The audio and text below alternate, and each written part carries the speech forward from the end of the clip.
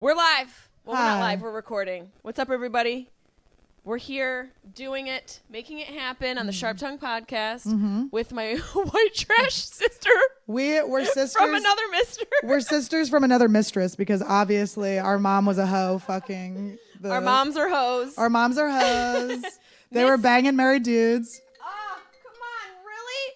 All these goddamn spam risk phone calls it's so are annoying. fucking me up. It's like, I'm not gonna pay my bill. No, I'm not. Yeah, the taxes can wait. Come get me. Come get me. Annie Lederman, everybody. It's Ledderman. Lederman. Dear friends. I can't call you Ledderman. I've always called you Lederman. Your toes look great. I can't believe you exposed your feet. Are they exposed? I have to put this on Patreon. They look really good. Do people ask you if you're related to Dave Ledderman all the time? You know, they do sometimes. You will always be Lederman to me. Date, you know? Yeah. Just ask me on a date. Have you ever fucked an old dude? The oldest guy I fucked was 48 and I'm 36, so it's 12 years older, and it was a nightmare. Why? Because he was just lazy, and I don't know if that was just him, but it was like, he was good in bed, like he had some skills, but he was so lazy. He was like, bring a vibrator, do all this, and it's like, that's fine, I'll bring a vibrator, but it's like, can we pretend like you're gonna try? Right, can you at least tell me that you can like do something? His dog ate me out longer than he did, honestly. We were on the couch, he was fingering me on the couch, and we were watching Game of Thrones, he was fingering me on the couch. And then all of a sudden it's like wet. I'm like, what's happening? I look down. And the dog, I swear to God, the dog's eating me out. And I listen, she got 3 licks after I figured it out. After I realized I was she got 3 licks after. We were talking so much in the elevator. I was like, stop. I know, we were stop, like, don't talk. We haven't talked in a while. And then it's like, we are like friends that never became friends. We are. That's exactly what we are. Yeah. We really, really are. I was thinking about this, that you reached out. I was working on dad jokes when my dad was sick. And I was like struggling with it because it was so raw. Yeah. And you were like, come over, let me help you. And I never followed up on that. So I just appreciate you putting yourself out there. I just am my daddy's girl, so I just know how hard that must be. Is he dead? Yeah. No, my dad, he's right there. He's old. Papa. Part of him is there. I feel you when you're talking about it. I feel you. It's a small urn. Like my sisters divided him up. My ex-boyfriend has like a really little one. And I was always like pretending to confuse it as a yoni egg. It's like, I'm Keegling. It's this big. I'm Keegling your pop. Have you ever done the yoni egg?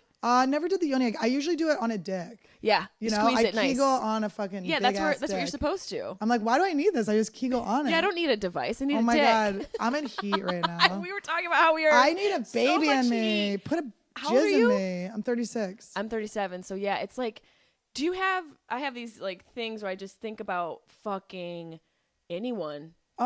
Just anyone, because I'm so horny. So I went celibate for 8 weeks where I wasn't masturbating or doing anything, and then I started doing intentional orgasm, where it's like you think about the things you want in life as you're masturbating, and like what like you yell out when like you come. Tesla? Like I'd yell, I'd be like Tesla or like Netflix special. You have to say Netflix special, because if you say Netflix, then they're gonna get an account. Yeah, they're like, here's a $14.99. Here's an $11.99. Yeah, here you go.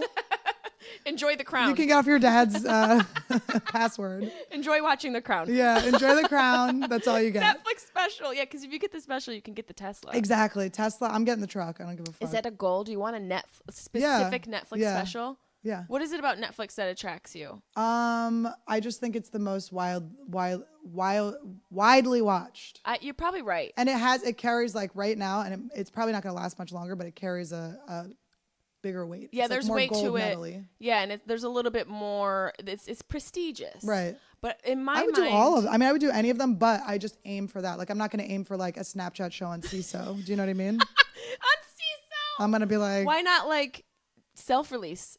Andrew Schultz. I might do an Andrew. Yeah, maybe. Because I mean, that's worked out really well for him and Josh Wolf too. Both of them. And they don't have to worry about being chosen or whatever. No, and just like. Schultz made such a good point on Theo Von's podcast. I don't know if you listened to that episode, but he talked about how we are the industry. Like the creators and the entertainers are the industry. Well, they're all it's all like a joke. It's like all smoke and mirrors. Yeah. And it's like, okay, so my old manager wanted to get back with me, and he goes, it's such a son of a... Put it on airplane, bitch. Oh my God. I know. I told you to put your phone on airplane, and mine isn't on airplane. It's okay. It's fine. I think the sound is totally fine. No, it's cool. It makes you look popular. It said text. spam risk. It said spam risk. Just spam risk. What if it was just like, there's a risk that people are going to come to your house with spam to eat? Get ready. You're about to eat some delicious canned meat. It's fucking good. My mom used to feed us that. Spam's good. That's, oh my that God, explains we're a lot. so white trash. Did you ever eat that? No, but a lot of bologna. Yeah, but that's basically like flat spam. Yeah. Wait, what were we talking about before? Fancy spam. It is. It's just fancy spam. We were talking about probably dicks or something. No, we were talking about Netflix and then comedy before my phone call interrupted it. Andrew Schultz, all that stuff. Yes. My manager was my old manager wanted to get back with me and he was being mean to me. He was negging me. And I'm going, what's happening? Like, I know I'm doing well. Like, I know I'm like physically doing well. My stand-up's like fire right now. Like, I feel good. Yeah. My you're podcast, on point. like, I feel like you can't come at me and try like, don't try and dig me. He was digging me and I'm going, because I don't need him. I kept going, what do I need you for? So they have to make you think that like that you're not going to get anything. Yeah. So that when you get something, they go, I got you this. Yeah, always. I feel like the agency side, I get both angles of it, but I almost feel like it was built perfectly for comedians because we're so needy. Yes. We're so broken and so vulnerable that they're like, okay, you can't get this on your own. We'll get it for you. Dude. And then you get stuff and then they're like, we got this for right. you. And then you talk to the producers and they're like, no, we requested you. Yeah, we wanted they you. Never were the ones. Yeah. They never were the ones that got it for you. But I had a manager that once goes, I need like help. Like help me get a job. Like I don't have any money. And he says, you have to get the job, then you just tell me about it. I go, what are you? What are you? Do you just send emails? I don't even think he sends emails. I mean, that's just, it's so they have frustrating. Assistants. People don't understand, like, it's such a grind on your own. You literally have to be the manager, you have to be the booker, you have to be the self-motivator, organized. Yeah, you have to write your joke. You have to sit down and write. You have to like do all these things to listen to your sets. You have to make sure sleep. What do you think about this? I was thinking about this like the past, 6 months or so when I'm, like working on like self-wellness and being healthier. This whole thing that, to be successful, you can't sleep. Like successful people don't sleep. Who the fuck says that? Everyone says that. On Monday Motivation, these motherfuckers are like, oh, you can't. Don't sleep. No sleep till Brooklyn. It's like that Michael, what's his name? Fucking, that actor that's always up at like 3 a.m. working out. The Marky Mark. Oh my God. Mark Wahlberg's like, I get up every day. I get up at 3 a.m. and I work out. He stands up 4'2" every day. Tiny little munchkin. Is he little? I think he's little. No. It's so disappointing when you see them. Like, I don't match on Raya with actors because I'm like, you're going to be short. Are you on Raya? Yeah. Who have you gone out with? No one good. One guy with a lobster hand. One guy had like a fucked up hand. I was like, he had this weird like claw? He had a claw, like everything was fused. It looked like the tree of life. Like shit was coming out. And I go, I met up with him when I was living in New York. And I ended up fucking him. I have a joke about it because he took me to a lobster restaurant. You fucked him? Of course. Was it because you wanted to fuck somebody with special needs? No, I was a special ed teacher. I wanted to remember my students. No, I just first of all, I don't give a fuck if you have a weird hand. Like I'll fuck you. Like I'm not like shallow like that or whatever. Yeah. Boner. But it wasn't on. And he got on because I go, how'd you get on Riot? Or he goes, or I think he asked me, like, how'd you get on? I go, I'm a professional comedian. Yeah, how the hell did you I go, how did you get on? He goes, oh, I was in a picture with One Direction. I, like, know some of the works. I'm like, He's famous from a photo? He's not famous. I got rejected from Riot. Actually, they just never responded to me. Really? This was years ago before I found my farmer man. But yeah. I can't, can you imagine? It's gross. Dating now? I am doing it. I know. What the fuck? Isn't it so frustrating? What's the most frustrating part about social media and, like, the way you date now? Okay, well, the problem is that so this happens to me. Like, I'll see a guy on there. I can't smell them. I can't get their vibe. Yeah. Like, I don't know. That's why it's good. But at least when they're famous, you can like Google them and see what they're like. You can Google and find out the worst photos. I've been talking to a singer and I've like watched a few of his things. Like, I'm not too familiar with stuff, but it's like, I've watched so I can see how he like moves. Yeah. You know what I mean? I'm like, oh, okay. But I'm not going to know until I meet him if he's good. The smell. Yeah, God, it's the smell. So much about the smell, because if you smell funky. Yeah, or just not a matte. Like, some people, it's just like, I'm always like, what cologne are you wearing? Like, I'm not wearing anything. And I'm like, oh my God, I'm supposed to have a baby with you. I'm ovulating. I'm literally supposed to have a child with you. Some smells definitely. And I wonder if that's like some sort of ancestral, like, it is. It's lineage, the pheromones. Like, it's connection. It is. It's supposed to, it's like, it compensates for your wherever your DNA is lacking, they have like the other chromosomes that will fix it all and compensate. Sometimes I'm horrified by who smells right. I'm like, oh no, not you. I go, oh no. Once it was like, oh my God, I'm gonna say a name. Will you bleep it? Who? Rick Moranis? No, I'm in New York. Will I bleep it? Wait, let me. If you want me to bleep it, I'll will. just say who it was. Okay. I'll text you. If you want me to bleep it. Because it's mean to him and he's not anyone, but Say it. You're gonna send it to me? You're gonna text it and I'll see it? With an O at the end. Okay. I was like, no. I was like, you smell great. And he's like, I'm not wearing anything. I was like, oh God, I have to go. I'm like, Jesus, you have low standards for me. Why him? It's so strange. Do you ever like look back? Like seriously, do you ever look back on the people you've dated and go, what the fuck was I thinking? Every single time. Yeah. I go like, what the hell? I mean, some of them like Kurt and I had very good sexual chemistry. So I'm like, I'm okay with that. I get it. And we were really good friends, intellectually stimulating. Yeah. But then I see why I'm like, oh, we couldn't be together too. I see why we couldn't. Before that, it's like, I was dating guys that I didn't respect because it was like some power thing that I had. So I would date these guys I had no respect for. I hated them. And then I would just have like Kurt as my friend, my guy friend. So I was always have like this guy friend that I had like the friendship part with. And then I would go fuck these losers. That's I'm like, interesting. if I tipped them, I'd be like, I want to fuck you. Did I tip you? Dudes do it that way. Yeah. I mean, but men and women can go through that. Did you figure out did you find any core issue what your drive was to do that? Yeah, I think it was a fear of like losing control and a fear of rejection. And also I had like shit happen to me with a teacher in high school. So then I was like, I think it was like that. I didn't want people to feel like they had an authority over me. But now I realize, it was a low self-esteem thing. Kurt really built my self-esteem up. Like he was really, really, it was a very, very important, good relationship. Would you consider it a healthy relationship? No. It just was important. No, but like those healthy things are not mutually exclusive. There were hiccups of like incredibly important, healthy things, and then like, oh God, we've got to go. We're gonna die. The ship is sinking. We are gonna die. The ship is sinking and it's blood. We're bleeding. I'm getting paid for this gig, but I really gotta go. I can't play into the sinking ship. Well, these people, when you date people, they're bringing up all your issues, and they're an example or like a way to like work out stuff with your parents or whatever. And so Kurt was very much like my dad, right? Where it was like so sweet and great. And then there was this other side, and then, but my person, like my dude, like Kurt, like I love Kurt forever. Like Kurt's my boy. Are you guys still friends now? Yeah.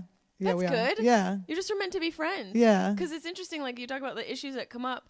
Some people either compliment your issues in a sense where they balance them out and they don't exacerbate whatever your downfalls are, or they exacerbate it and it makes it worse, and it's this big explosion of complete unhealthy toxicity. Well, I get really attracted to damage in other people, and most people do. Brian Simpson said the best thing I ever heard. He goes, here's your problem. He goes, you're attracted to brilliance. And I am like brilliant. Like Kurt's brilliant. Like the last guy I dated who shall be not mentioned. He's brilliant. It's Rick Moranis. It's Liev Schreiber. Just kidding. Come at me. Oh God, Ray Donovan. He's my John Stamos. Like he's my dude. He's my celebrity guy. And then someone fucking wrote on one of my my podcast where I hadn't mentioned it. He goes, doesn't she kind of look like Liev Schreiber? And everyone's like, she kind of does. And I'm like, we're supposed to fuck. Like, guys, we look alike. Yeah. Also, you're attracted to like what kind of looks like you, but also like back off. Like, stop telling me I look like Liev Schreiber. Actually, I loved it. I loved it. But you know what? Liev does have a feminine look to him. I like big noses. Yeah, like nice and Kurt kind of looks like a Simpsons version. Like if they drew Liev Schreiber, it would look like Kurt. He looks like Liev Schreiber mixed with another culture. Yeah. Kurt, for sure. It's like a cab driver. Sorry, Kurt, but that was spot on. Oh my God.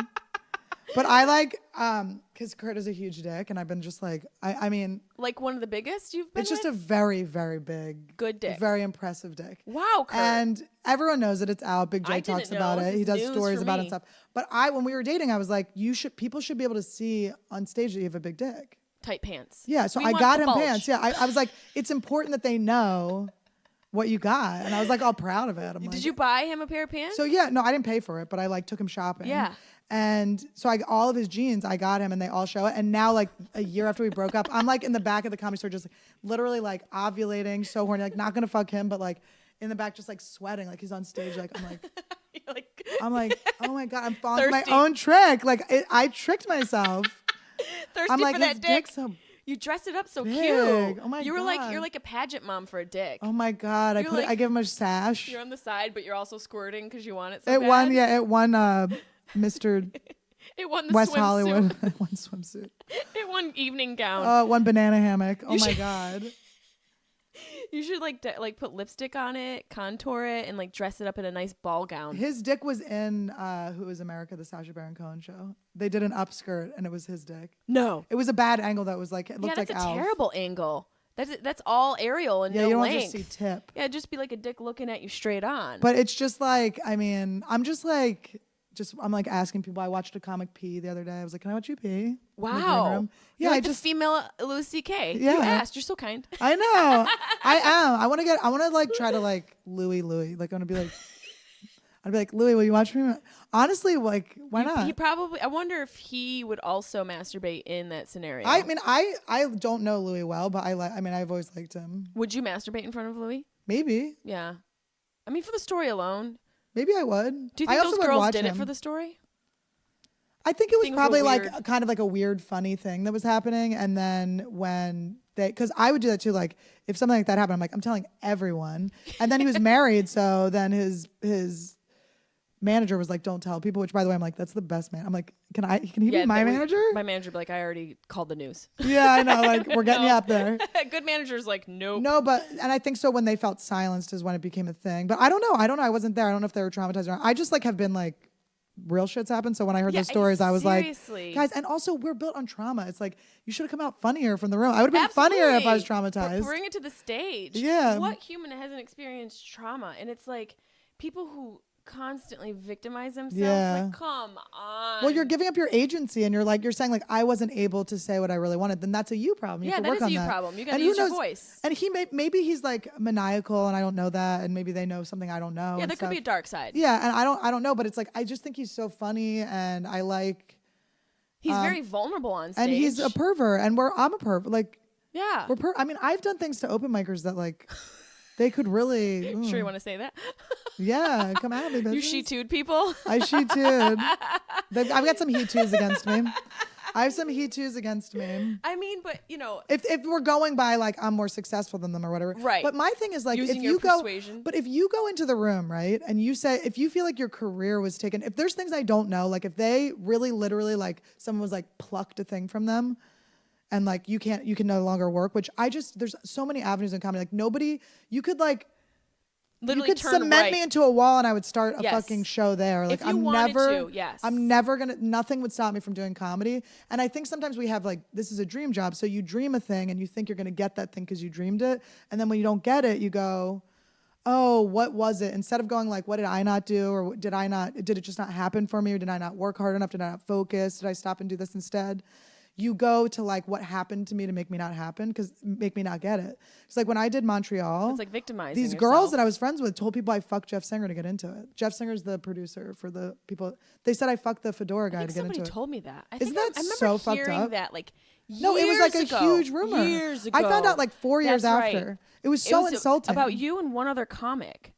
I can't remember who the other comic was. It's so insulting. And I've only heard myself. Usually like when it comes down to like cattiness, women are the worst to women. Mm-hmm. And women, I feel like, especially this whole Me Too thing, to your point, they're so much quicker. I think what you're saying is like you ask what happened outside of yourself instead of taking accountability for what you could have done, how you can pivot. You're so competitive that you're thinking about, I got something. And instead of going like, did she work harder than me? Which I did. Is she funnier than me? I am. Like, do I not make excuses and just go do it and not do the thing? Like, do I not spread rumors about people instead of working? I do. Yeah. It's just like, stay in your lane, eyes down, write jokes, bitches. And be all these undeniable. Girls complaining about like there not being enough women on lineups and stuff. I'm on every lineup. Yes. They say none of them follow me. Yep. You don't like female comedians. You want to be on. You want to be on an all female lineup. These are the girls who want to do the all female ones. Yep. It's like, because here's the thing. Okay, I'll say this. You can get passed to the Comedy Store, but no other women can ever work there. Or do you want all women to work there and then you can never work there? That's the question I always want to ask people. Yep. It's like, what is it about? Because it comes down to like, what is it about? You're hiding behind other people, this movement or whatever. Yeah. because you selfishly want something, just say what you want. Say what you want. Be real about it. I want to be on that and be so good that it's weird you're not on it. Absolutely. And stop like acting like you're for women. Yeah, stop that's being so out annoying. there acting like you're pro woman and being like, oh, it's all about the sisterhood, and then you're spreading rumors exactly. about some girl fucking well, somebody. that was when because I was marching and stuff. I was like all into the Me Too thing in the beginning. Pussy hat on? I put the pussy hat on. It's so fucking embarrassing. Like a right-wing man made that hat. He had to have. It was so embarrassing. It was. I was in a or drunk grandma. It was a terrible hat. Kurt had to deprogram me. Like I was like in a cult. I was in a cult of victimhood. I could see you being in a cult. I really was. I've been in a couple, but I get out of it. I get out hard, and then I blast your asses. But it was like I was like, because I was hanging out with all these like. Honestly, I was hanging out with a bunch of lesbians. I was hanging out with a bunch of like girls that did gender studies in high school and stuff like. Yeah. And it's like if you want to live in the victimhood of being a woman, that's fine. But I have brothers. Like I worked my ass off to get here. Nobody helped. I was the Jungle Book kid. Like that's how I was raised. It's like. I got here because of me, not because I'm a girl. I'm a girl. A Black Panther. Was your neighbor? It was a black guy. It was a Black Panther and a bear. It was a Black gay Panther. guy and a black man that raised you. Yeah, it was great. It was a bear in West Hollywood. Oh my God, we came up with a cartoon. We'll get Ryan Ling to make it. You've been sober for a hot minute. I stopped drinking. It'll be 11 years, January 28th. Isn't that crazy? That's amazing. That's amazing. It was after my first open mic. I remember seeing you and Tate in the hallway talking about your sobriety. Yeah, Tate got me sober. How did Tate get you sober? I lived in Santa Fe, New Mexico, and so did he. And I was a waitress for him and all of his little AA friends, and they were so annoying. They would come in. I mean, Tate is annoying. I love him. Yeah. But imagine like you're not in Hollywood. You're just in Santa Fe. Here's this guy in a top hat. You're like, what are you wearing? With a beard that curls 6 inches. Yeah, he's like, he comes in, they're ordering just sodas. I'm like, can I get some fucking alcohol sales up in this bitch? They all smell like they're wood. Annoying. They're being little shit talkers. I'm like, one guy, I had gained weight because I was just like on a straight like jizz and Jaeger diet. And I gained weight. And the guy, like, I don't know why he saw my ID, but one of his friends, Tim Frankie, you fuck. He goes, he goes, ooh, what happened? And I go, I will fucking spit in all of your fucking club sodas. Your little splash of crayon is gonna be my period, you bitch. Fuck you. Album title, Splash of Crayon. And then you fell in love with Tate? And then I fell in love with Tate. No, then Tate, so I've just been friends with Tate for, oh my God. And he's been sober for like 20 years? Yeah, and we've been friends like 18 years maybe. And then, so at that time, he had just gotten sober? No, he had been sober for a while. Then I went to, because I knew him in Santa Fe when I was drinking crazy. He actually put on, Tate is actually very important in my life. He knew I wanted to do stand-up when I was just this bar. And we're back. Wait, can you hear? Now I can't. Annie saved us. Can you hear this? Yeah, you're on. Okay. Yep. All right, so Tate. Tate, he knew I wanted to do stand-up. And so I was just like a drunk bartender, fucking chubby Jaeger and jizz to the fucking, like literally like if I hiccuped, someone would fall out of my mouth. And some really wanting woman would catch it in her snatch and have a baby. I was hooking up with, I worked at the Cowgirl, and then there was this place, Willie's, this bar that was like 2 places down. Yeah, you had to wear, it wasn't humiliating enough to be a waitress. You had to wear a cowboy hat. Oh, I worked at a couple of those places too. So then, but it was fun. It was actually a really fun place. So then there was a guy at Willie's, this guy that worked at this bar like 2 things down, and we would go, he had a Jaeger machine. He would give me, so we were dating. He was like MMA before MMA, and I was like, ugh, I was so like, I'm a Quaker. I don't give a shit about fighting. Now I'm like doing jiu-jitsu. Like, and now he's AA? Now he's AA. From MMA to AA. And a little A to A in between, a little ass to ass in between. And an ATM. They woke up A to A-ing, and then they were like, oh shit, I better stop MMA, or I better stop. They were MMAing till they A to A'd, and then they had to go to AA. And then they went ATM. And then they went ATM. Then they were tested positive for HPV. And now they have HPV. That's just the science of letters. Yeah, and they're going to die of AIDS. And addiction. And how did Tate introduce you to stand-up? So he knew I wanted to do stand-up. So there was a karaoke night, and he set a whole thing up so that I could do stand-up. Isn't that so nice? It's really sweet. So I did my little abortion jokes. You know your first like jokes are all. Do you have them recorded? No. Do you remember your set? I remember my first joke. My first joke was good. What was it? It was, my mom just joined Facebook, and it's so embarrassing. She tags me in this like humiliating picture today. This baby picture that's so embarrassing. Like in it, her vagina makes my head look so small. That's good, right? Yeah. It's about your mom's vagina. Yeah. It's really and it's good. a misdirect. And like dark. I figured it out. Yeah. Yeah. Crowning joke. Are you close to your mom? Yeah, but But what? she a bitch, but I love her. Is she a bitch? No, it's just there's some like we've worked through our stuff. But it was like she like has caused some scenes at my shows and just like done stuff where it's like it's just like I love her. I understand her. She was adopted. Like she needs attention. And the last time I did ayahuasca, I had this whole vision of my mom like this cute little girl just wanting attention and how hard her life must have been. Her adoptive mom died when she was pregnant with me and my twin brother. Like how hard that must have been. And she had been diagnosed with 6 months to live 15 years before. So my mom always was worried about her mom dying, So I would and then she dies right when she needs her. So I understand how hard my mother's life has been. And then she didn't want twins. So she had 3 kids instead of 2. She was just overwhelmed. Gosh. My dad was working all the time. And so I understood that. And I was like in this ayahuasca trip, just like really being able to see her point of view. And I just like, I can't wait to give her this credit she needs, And then I call her up and I'm like, Mommy, like, I love you. I just want to let you know I like it. And she goes, oh, cool. I got to go. Like, didn't care at all. I started laughing. It was like, that's the lesson that my mom needs attention, but she'll never be able to get it from me. Yes. I'll never be the one that can give it to her. It. And that's okay because that's just not what it's not your job. It's just not my job. And I realized that the guy I had been seeing on and off and had a weird friendship thing with, he was my mom. Kurt was my dad.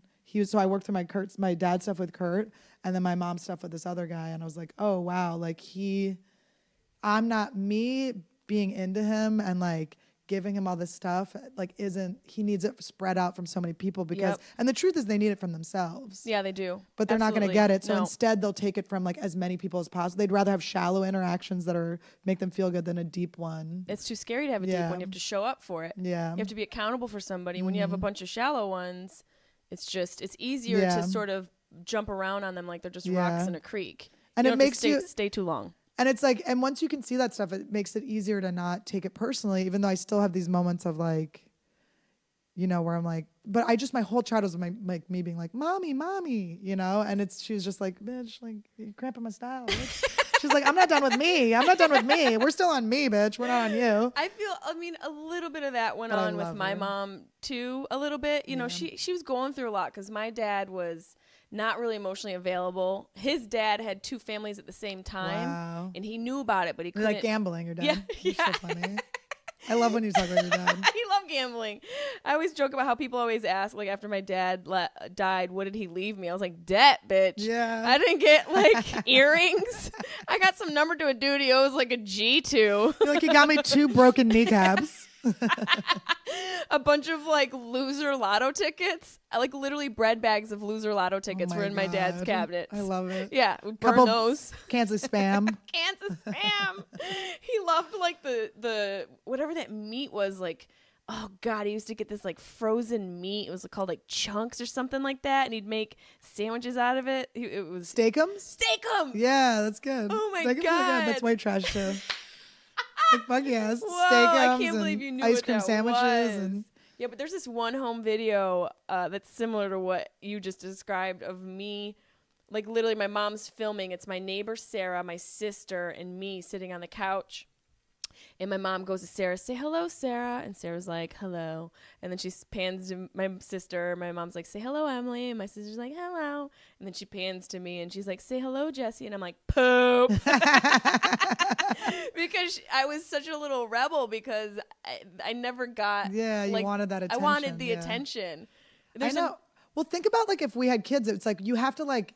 Think of how much attention we get. Like we work in attention. That's what our job is. That's our like life we post source. pictures of our like we are attention. Yes, we we're hoard attention whores. We're attention Sherpas. Yeah, we're equally as needy as we are. You got to give out too. It's like give and take. We but give it's like, and take. I mean, there are times when I'm like, I gotta post something. Like I posted a picture of my ass today because I was like, someone needs to put a baby in me. Yeah. Like, come get me. I'm a queen looking for a king. Yes, you're looking for a king. I'm looking for a king. Do you feel like you're in a place in your life where you're going to be in a healthy relationship? I think so. Yeah? Yeah. Because you've done a lot of self-work. Yeah, I work on I mean, you've done ayahuasca. You've done ketamine. You've done crack. You've done heroin. You've done so much work on yourself. Those are natural. You snort Adderall. I'm on a little Adderall now. Those are, those are changing. I do drugs that give to me, and I learn. Those drugs, like, they change and transform people. Like Molly, I don't do because it takes too much brain from me. Yeah. it takes too much. I'm too like sad the next day, and it's just not. It just to me it feels like a party and not a. And ketamine, I've gone overboard with, where it's like, oh, am I doing this to help myself, or am I just doing it because I want to do some K? What is it like to do ketamine? What was like the first time? It's a disassociative. Well, the first time I did it was New Year's 2000. I was 16, and we were in. Usually, what happens? Kids use it. We were in. Well, I didn't know it was. Okay, so we were in Mount Airy, or no, we were in Manayunk in Philadelphia. I grew up in Philadelphia, and I had this friend John, and his sister was older. She was 23.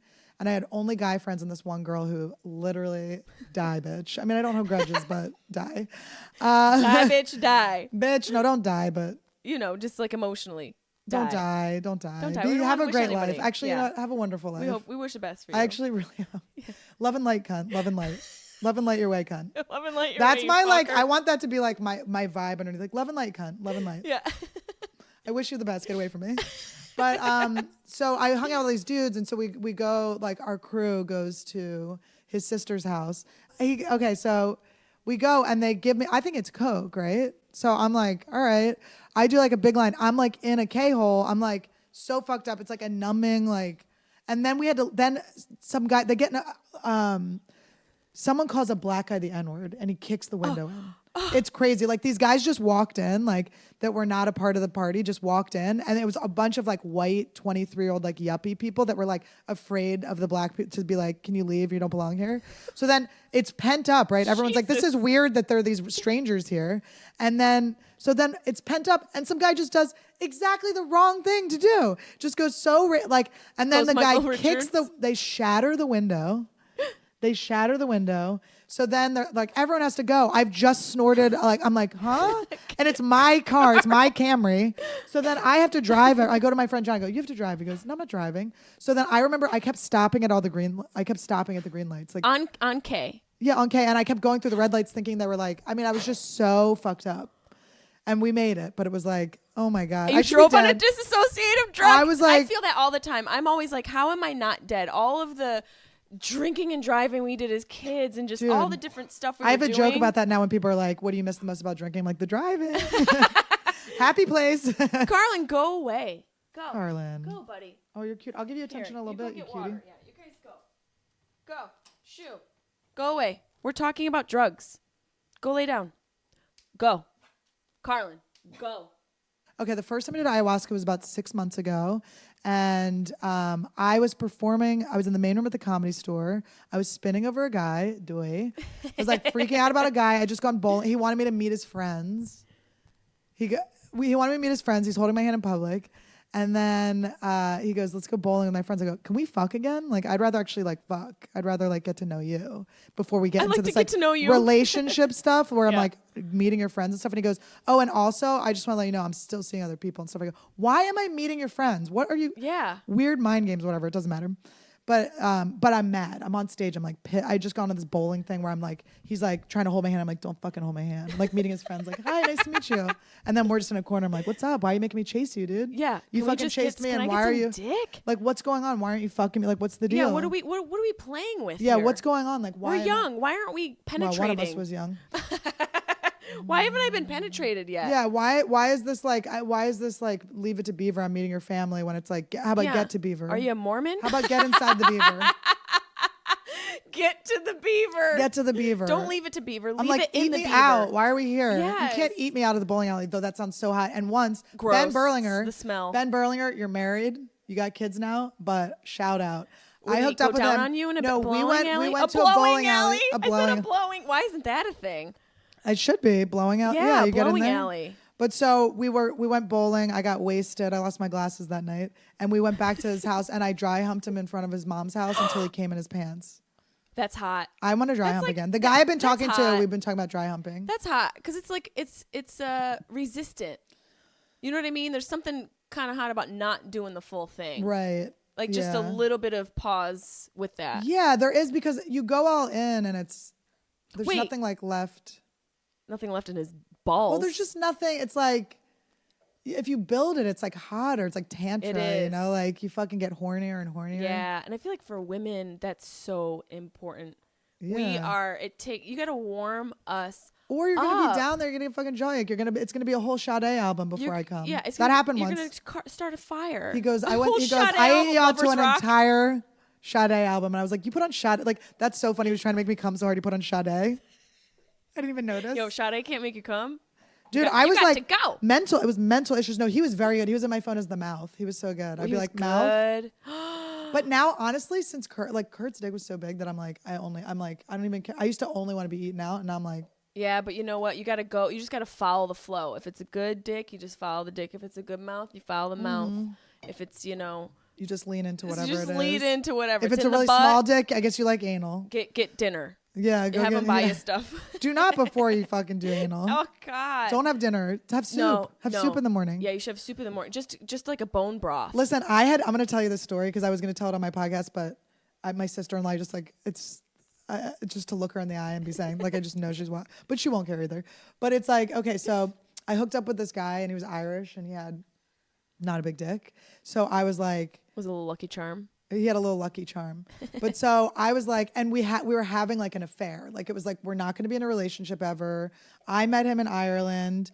Someone like warned me like he's a womanizer. And I went, oh my God, perfect. I'm a manizer. Yeah. He's so hot. I was like, that's perfect. That's exactly what I want. Yep. So then I was like, hey. And then I was just breaking up with my boyfriend. So the minute I did, he came to New York. We hooked up. And he took me to this house he has. Like, it was so, and I never like hooked up with anyone with money or anything. He was just like hot and had money. Ooh. And so I was like, I want to do anal. I was like, I want to do anal. Yeah, I thought he was going to make me squirt. We ended up not hooking up that long, but. You want to do anal with him? Yeah, I was like, let's do anal. But the whole day I was so paranoid. I was like, I had like some random porn stars I knew. I was like messaging them. This one porn star was like, I would not want to, like a girl or a guy? A girl. Okay. I went, I'm going to have anal. I'm afraid I'm going to shit on. She's like, just don't shit on his dick. And she literally unfollowed me because I think she was like, ew, you haven't had anal? Like she literally was like, why are you talking about anal? How are you my friend? She was like, this is like, let's like brunch. Like, what are you talking about? Anal. That's like she was like, are you kidding me? I was like 34 and hadn't fucking had anal sex. So then I just like wanted to try it. I was also going to have him pee on me, but we didn't get that far. I just wanted to try things. You want to get peed on? No, but I just was like, people like it. But I was like, people like it, so I just want to like see what that's like. It's like avocado toast. You're like, let me see what the and then you taste it, like, that's not that good. Yeah, it's not. No, it's like, and this is gonna cost me more than it's worth. This is nothing. Now there's one in your lap now. You're welcome, right. Cutie. Yeah. So anyway, he gets a hotel room. I don't eat. I only have soup. Why, he didn't want to do you in the butt in his bed? He didn't. Well, he was staying in the Hamptons. Oh, got it. He was staying in the Hamptons, so whatever. Stupid. But so he got a hotel room near. I was going to see my nieces in Boston. I was taking a Bolt bus for like $1, you know. Yo, those you're just like, hope I make it alive. Oh my God, I'm gonna burn to death. Either part of my torso or all of me is gonna arrive. But that asshole will be fucked. So he gets a hotel room for me near the bus station. Very nice gentleman to butt fuck me. I eat soup. Okay, I do an enema. I was staying with Kurt.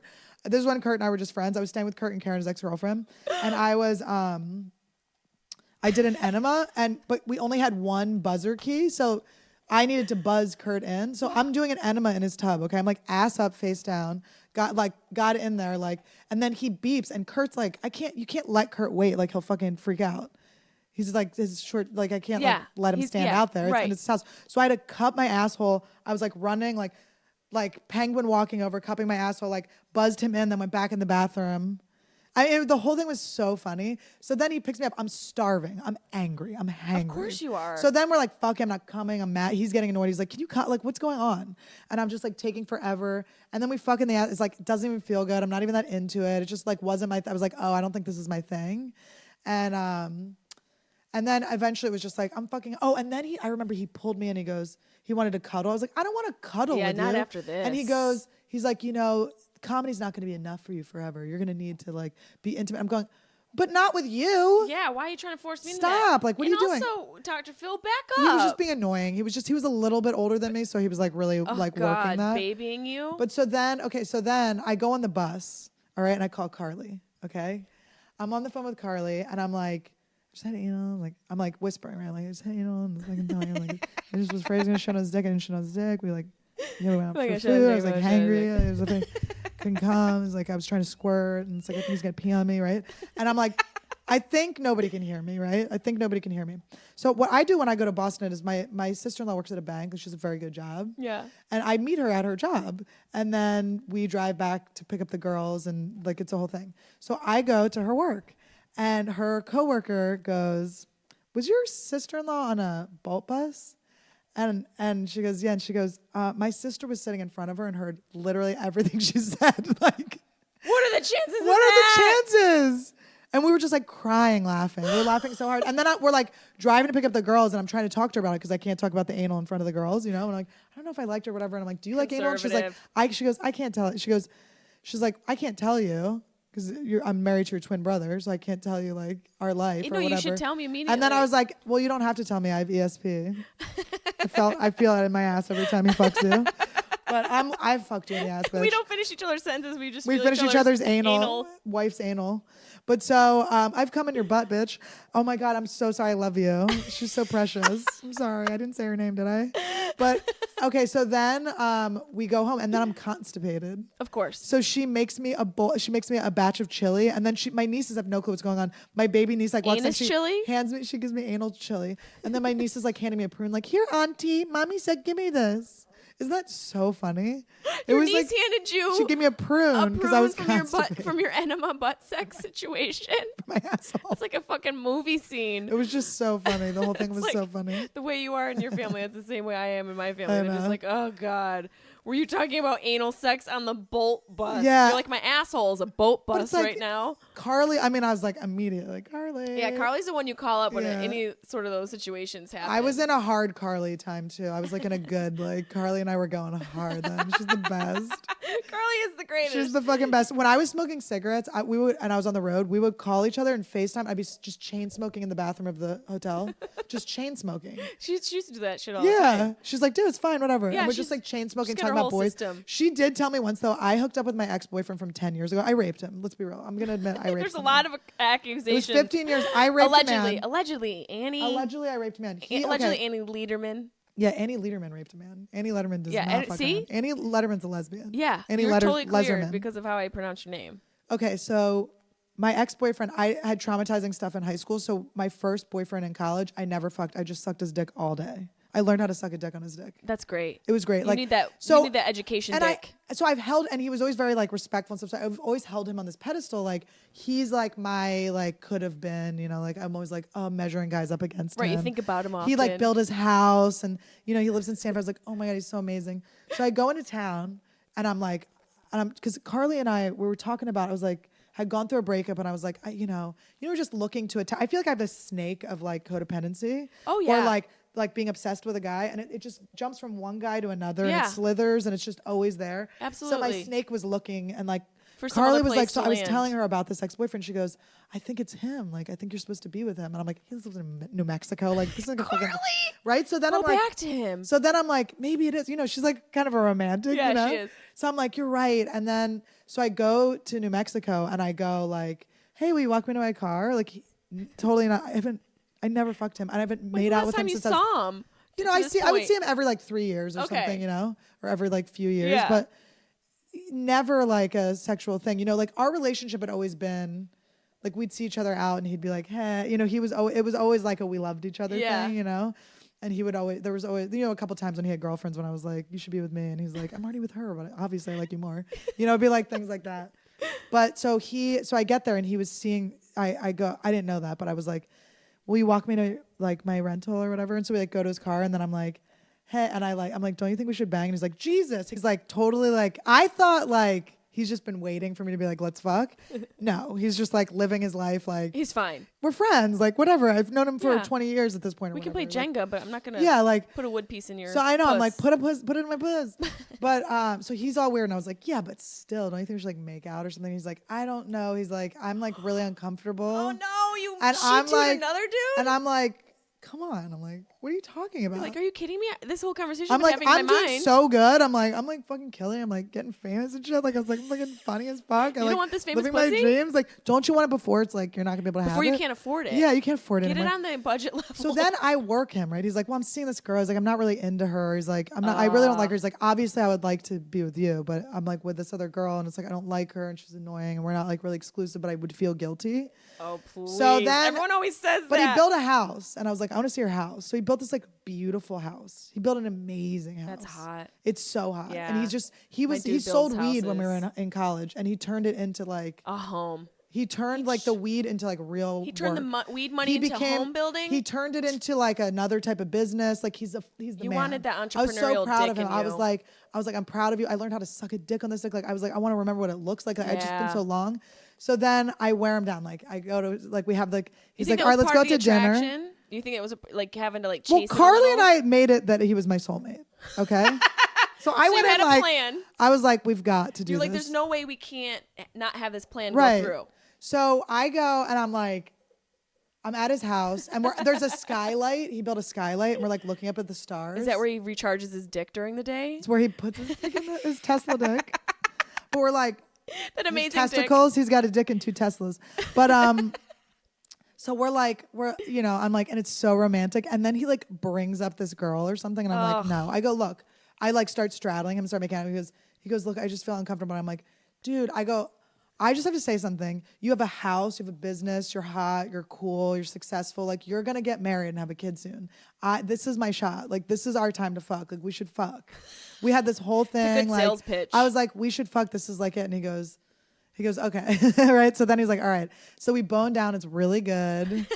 It's really good. His dick's amazing. I was like, I just want to show you my body. Like, I just was like, I want to like be with you. Like, I never was with you. And, so then we fuck, it's like hot. And then the next day he's like ghosty and weird. Of course. And like, yeah, because I fucking took advantage of him. You raped him. I raped him. raped him. Like, and I'm like, I can't believe he's not just like sweating me because we just had such bomb sex. We had like really good sex.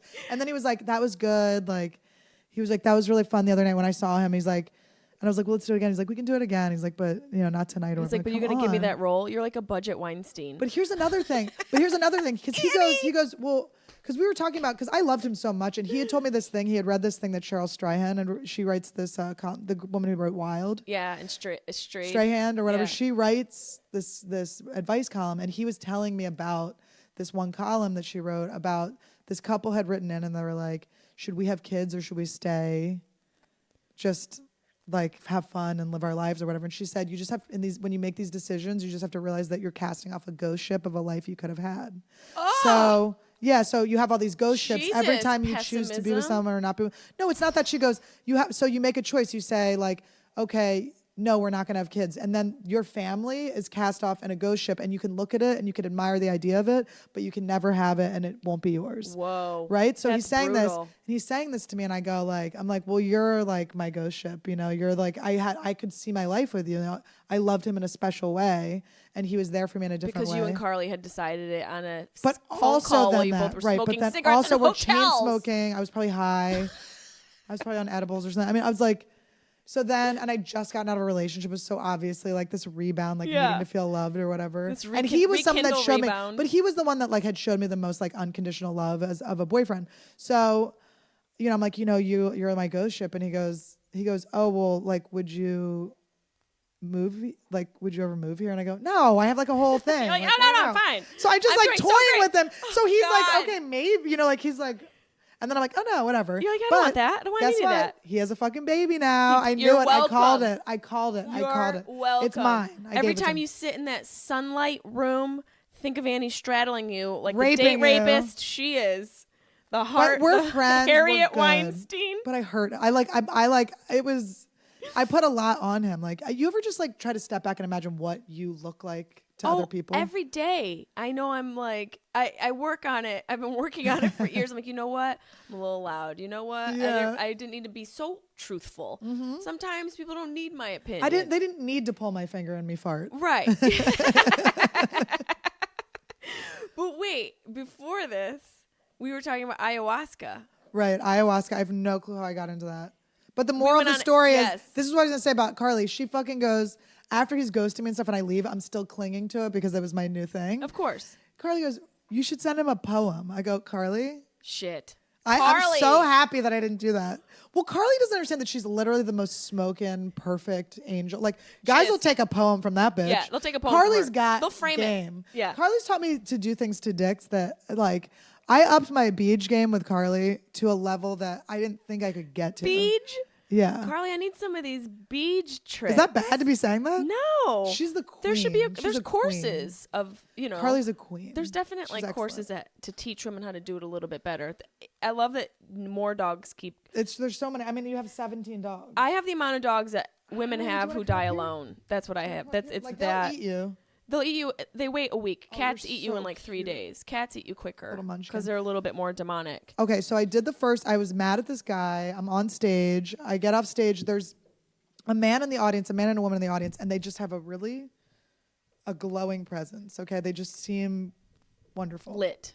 So I get off stage. This guy smiles at me, and I go, "Oh, like so kind," and I high five him. And my set was like, it was pretty good, but I was like, mad. You know what I mean? You have like a set where it's like it's good, but you're like, you kind of fucking bowling with this fucking you're guy. Still in front. whizzing. Yeah.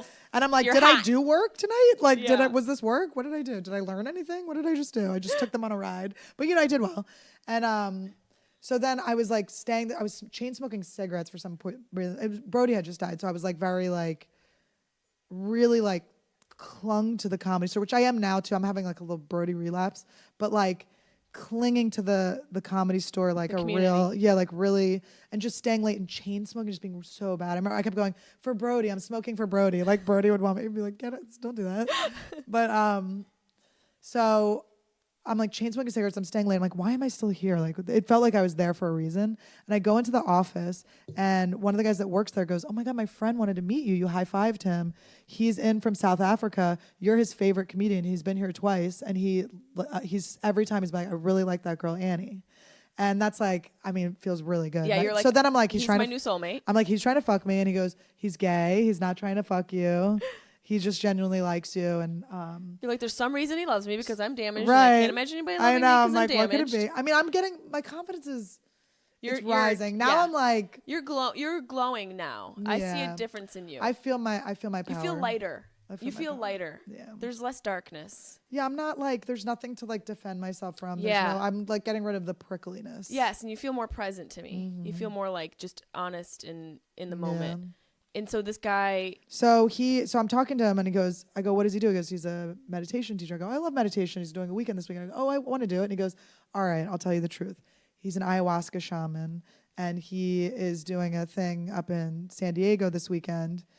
And he's like, I think you should do it with us. There was a dropout, and I think there's one spot left because it's like hard to get into if so many people want to do it. And you can't have that many people, or the experience won't work because there's just too much to go around. It's overwhelming for people.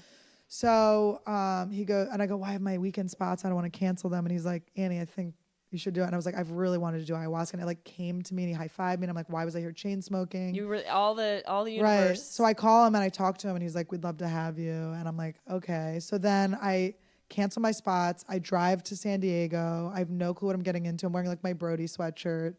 And I like there's a lot of like chanting and Native American things and stuff. And I was like, what is this cultural appropriation shit? You know what I mean? But I was like, what is this? And then after doing it, I was like, you got to respect the medicine. Like this woman comes to you, Mother Ayahuasca. It's the craziest thing in the whole world. Like you meet a woman? Mother Ayahuasca. Like I was downloading, people have like a lot of hallucination stuff. I was like downloading information. I was like going through the first time I did it.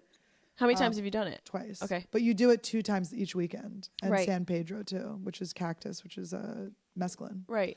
So, and that's like a heart opener. So we did it. So I go, we do it. You also do capacho, which is like this, it's a masculine, ayahuasca is a feminine, capacho is a masculine, and I might be saying it wrong, but it's a tobacco, and you drink it, and you purge, you just puke up, right. So it gets you like ready for the medicine. And I was just so down. Like some people opt out of doing that, but I was like, I will do anything to like get the lessons I need. Like I'm just so ready to be my best self and get through all my stuff. And I'm just like ready to like show up for it.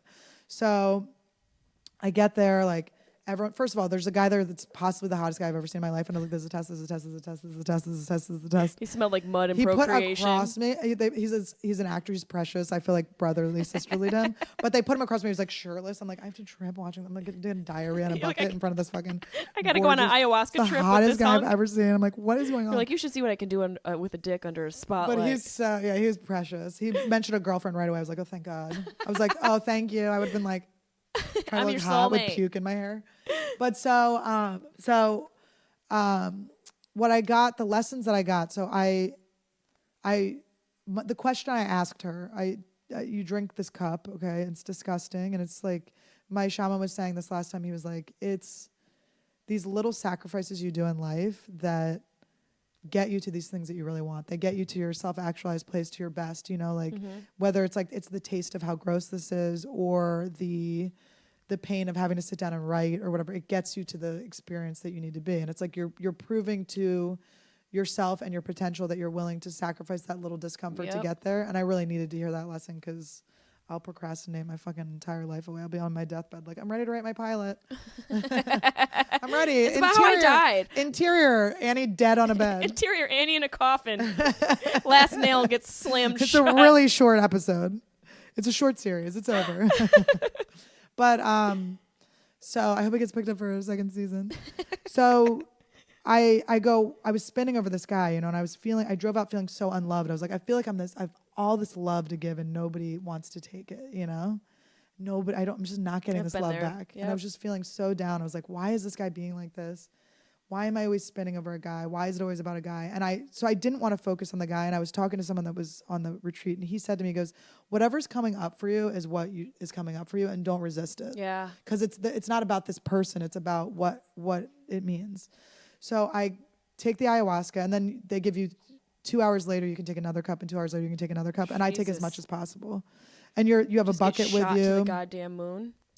Yeah, because I'm like, I don't think I can do too much. You know, it's like I want to do as much. I want to learn, and it hurts sometimes, but it's like I can hurt. Yep. So we make a career off of hurt. Yeah, of course. So I go, why am I spinning over guys? Why do I feel unloved? Why don't I trust love? Like, why don't I just like let things happen and unfold? Why do I need to like control have this? It? Right. Like, what is this?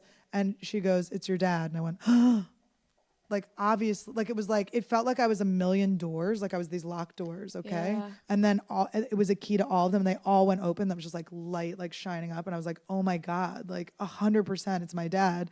And then I realized the two things about it were that I've always been afraid of my dad dying because he's always had like heart problems and been a lot older. And your dad was older too, right? Yep. So it's like that fear, you know, you're checking to see if they breathe when you're young. And you're like, oh, is my dad going to die? Creator. Yeah. And so I've been so worried about that it's like I never live in the moment. I never live in the present. I'm always worried about this inevitable negative thing that's going to happen. Yep. So when I was first dating this guy, and even though it didn't work out, I was so worried about it not working out that I wasn't just like, oh, at least he's like, this is nice. He wants me to meet his friends. Right. Like, he's trying. He's opening. He's letting me come to his like weird little house. And he's like, he's trying to see me. And I saw him in his little house with his little telescope, and I saw him like, I'm trying to fit you in. I don't know where you fit. I'm fucked up. Like, yeah. And he was, you know, and he really did try to fit me in. But it was like I wasn't able to like appreciate just like the connection we were having and the experience we're having together because I needed to be like, do you want to marry me? Do you want to have kids with me? Like all this stuff, even though I don't even know if I want those things, right. You know, I need anxiety. But my anxiety like needed to be. So I realized it was all about this, like my dad's going to die. And so I was like, my dad's definitely going to die. So in it, I killed my dad. Like I didn't murder him, but right. I just like let him be. And I was eulogizing him and I was having a funeral for him. Yep. And I was crying so hard. And I was thinking of my dad in a way I never thought of him as like this king, right? He's this king of our family. And there's like this pyramid that starts with my mom and my dad, right? And obviously it goes on. It's a larger one, but the one I'm looking at now of just my family, it's like my mom and my dad, the kings and queens. And then it comes down and it's like me and my two brothers. And my older brother has 2 boys and my twin brother has 2 girls. And then you know, and then here I am in the middle, and it's like maybe I have a kid or whatever, and then they're like, and how my sister-in-laws have come in, how lucky I am. I have these like beautiful sister-in-laws who are so cool, and I just love them, and these kids that I just this like my dad did that, like he's the patriarch of this, like he made us and he did that, and so I was just thinking about that and just like honoring him as this king of our family, and then I started like really crying, and I put my hand on my chest. And it got really heavy, and then his hand was inside my hand, and then his body was inside my body. It's the only time you can say your dad was inside you, and it's not a bad story. but like, and it was like, oh, he'll never leave me because I'm him. Like literally we are our parent. We're the DNA of our parents. We're all of our ancestors. We're like, we are a download of them. Yep. Your dad is sitting across from me talking to me right now. Yeah. And it was like, oh, like, so I don't like, obviously, you know, I'm sure you like would do anything to like talk to your dad. It's like, but it's like, he's, you know, he's you. I know. That's why I'm like, I literally like fucking like when your dad died, dude, I feel you, dude. Like I really. It sounds like I need to do ayahuasca. I really do think you do. I think you should do it. But it was just like, you know, and that like, you know, I don't know. That's why I wanted to have kids. And then I was like mourning Brody so much. After that, I was like, I want to keep my dad going, my parents, you know. And then, so this side is the masculine, and then this side's the feminine. So it was weird when I was over here. I was thinking about like my dad and all that stuff. And then I flipped over here and I started thinking about my mom and how she was adopted and how she didn't have her tribe. Like how hard that is to not have your like your tribe with you. You'll always look for it in every situation. And how I need to like be strong for when my dad dies because my mom's gonna need me. Oh yeah. I can't lose my shit. I'm not the kid anymore. Yeah, you gotta I'm step the one in. that's like taking care of them. Yep. So I have to deal with this stuff and I have to face the truth of it. And I can't just like ignore it and like, or like worry about it. I just have to be like, this is going to be okay. Because we get through it, we persevere. That's what our lives are. Yeah, it's what humans do. With everyone's get through dies. it every goddamn day. Yeah. And it's the fear of it. It's the anticipation that kills us. That's the irony is like, it's not even the actual act of the death. It's the fear and the anticipation of it that kills you. And then when it happens and you're like, well, it happened. Yeah. And then you realize you can get through it. Yeah. You realize you can get through it without, you know, completely falling apart or resorting back to your bad vices or completely indulging with just complete abandon and recklessness for yourself and for others. And did you feel like you wanted to make your dad proud kind of in that moment? Yeah. You know, I felt like what you're saying, like I wanted to carry on his legacy. Yeah. You know, I wanted to carry on like what I loved about him. Yeah. It's so, and it's like, and they're here. And like, so I've had all these like death experiences and from DMT and with ayahuasca. NDEs?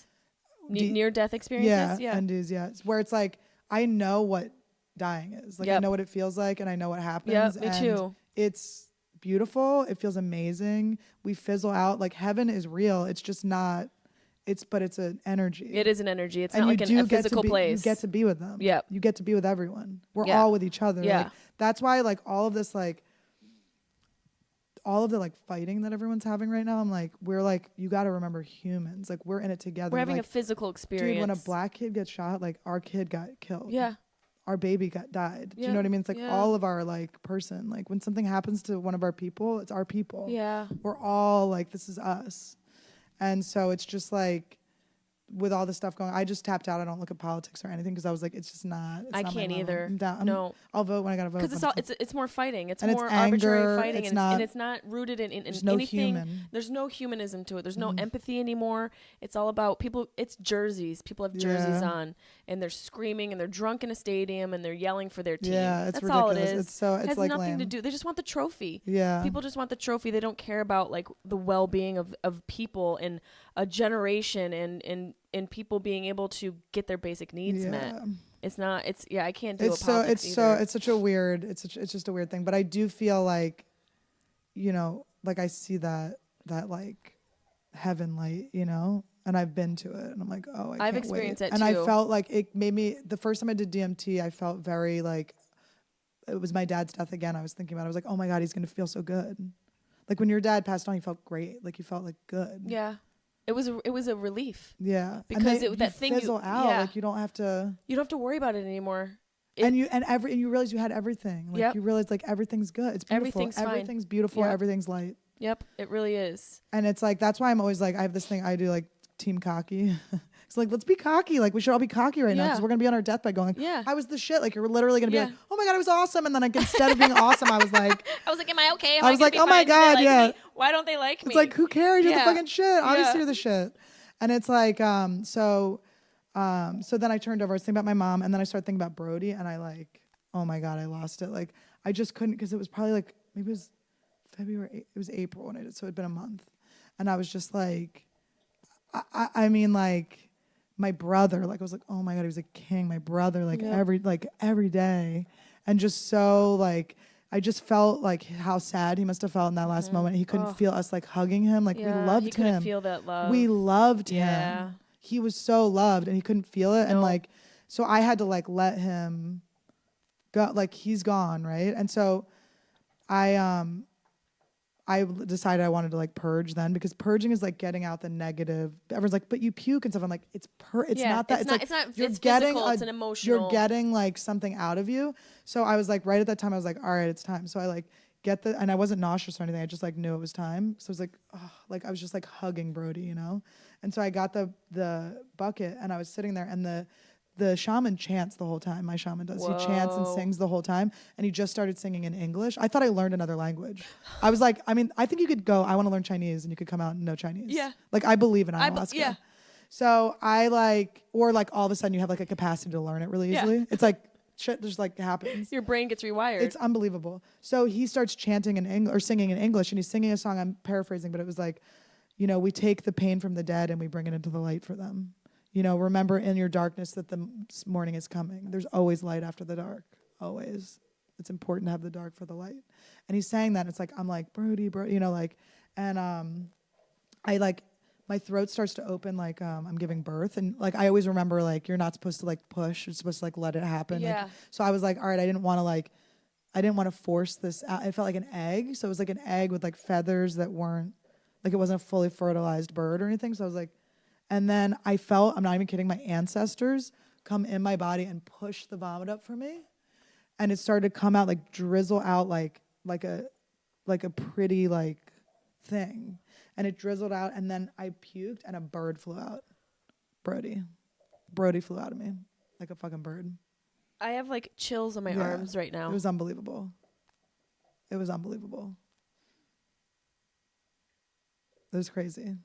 And so, and I have PTSD from some shit that happened to me when I was younger, but I barely have it now. But I got twitches and stuff. After I did Marin's podcast, I talked about it, and I was still dating Kurt at the time, and Kurt had to put up with a lot of like I was like traumatized during that time, and I really felt like my teachers, like that school was going to come after me. I was like so scared. It was like residual, just like trauma from my childhood.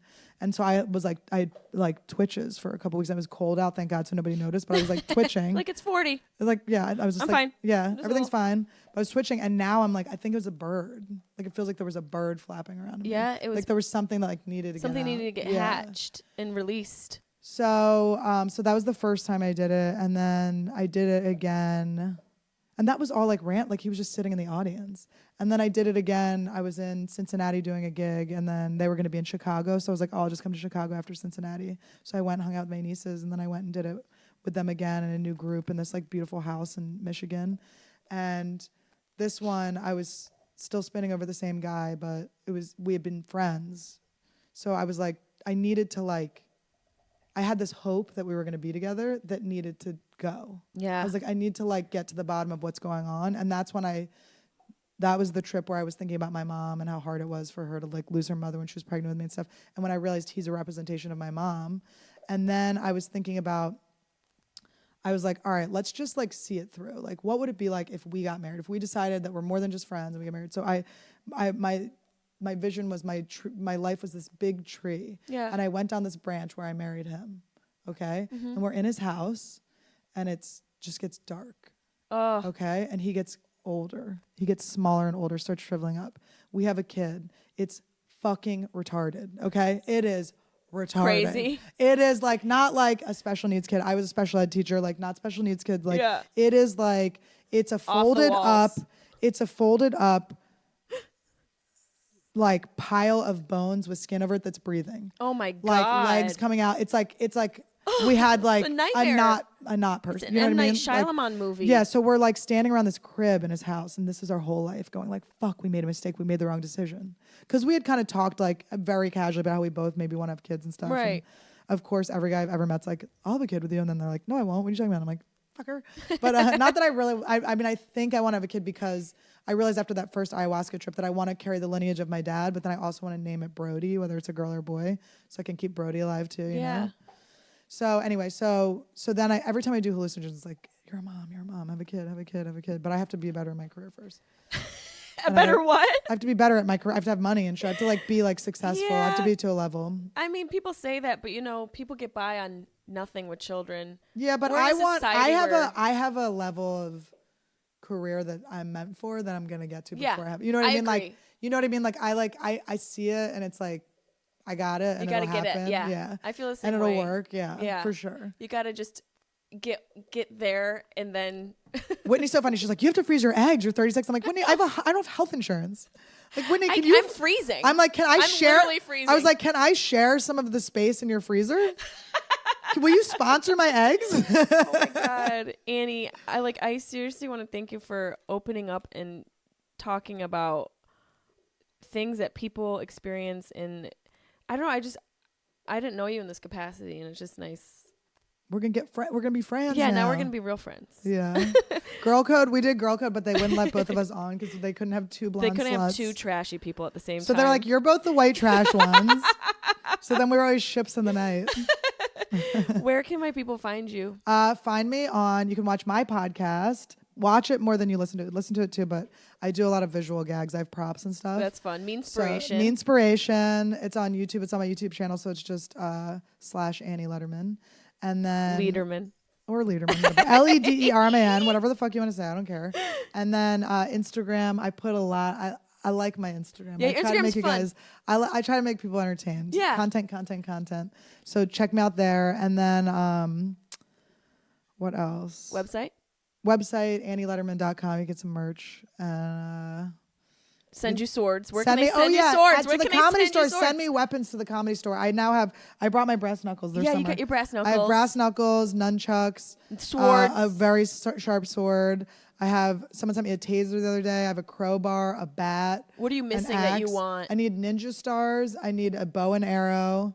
A switchblade. Someone sent me a switchblade comb, but I want a real switchblade. That's pretty dope. Also seems dangerous. Like, how bad do you need to comb your hair? Because it feels like you can lose your scalp. Listen, it's a very, it's like I'm cowboy and Indian myself. Good thing you're sober. Yeah. I've been smoking weed again this week. I'm going to stop though. Weed's not a medicine for me. Weed's like what are you doing? You're relapsing in some weird way. So I have to stop. But I'm a crumpled up retarded kid with that guy. Let's end it with that. Well, you're a delight.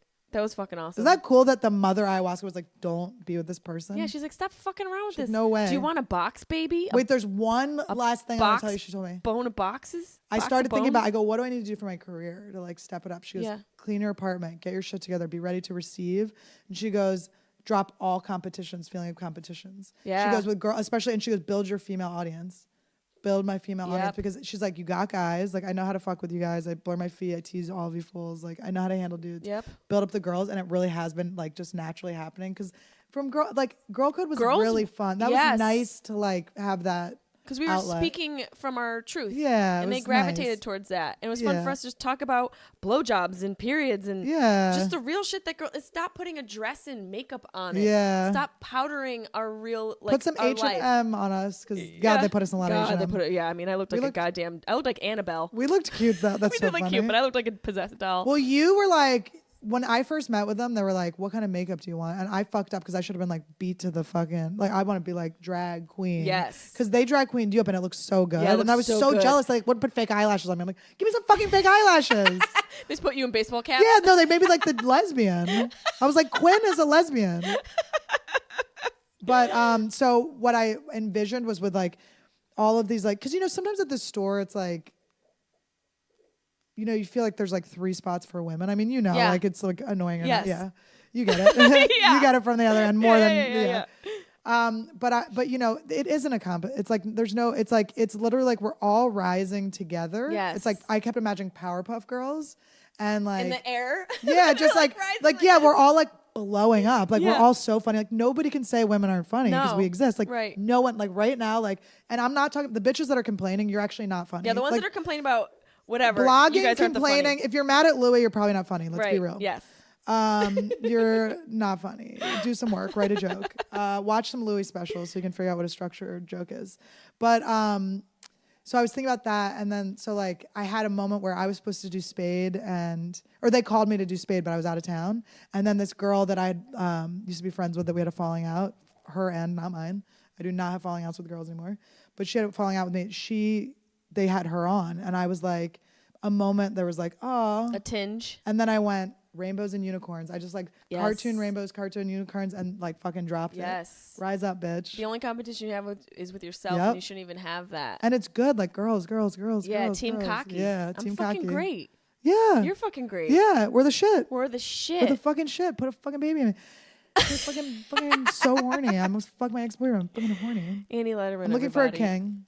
She needs a baby. Come at me. You better be rich, fucking hot. Come at her and come in her. And listen, big dick. I have a big pussy. Big dick. Big pussy energy meets big dick energy. Yes. 2020. Be talented too. You have to be brilliant. You have to be fucking brilliant. I love you, Annie. Oh, I love you. I know. This is so exciting. Okay, bye, bitches. Sharp Tongue Podcast. Beep, beep, beep.